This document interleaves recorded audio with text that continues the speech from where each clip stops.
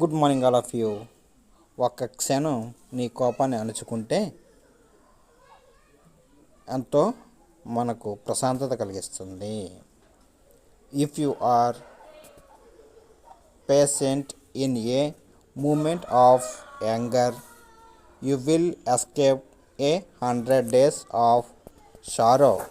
అంటే కోపం వచ్చినప్పుడు ఒక క్షణం నువ్వు ఓపికగా ఉంటే 100 రోజుల దుఃఖం నుండి తప్పించుకోవచ్చు.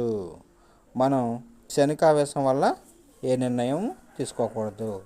అలా తీసుకుంటే 100 సంవత్సరాలైనా మనం బాధపడతాం. అలా క్షణికావేశంలో నిర్ణయం తీసుకోకపోతే 100 సంవత్సరాల పైగా మనం హ్యాపీగా జీవించవచ్చు.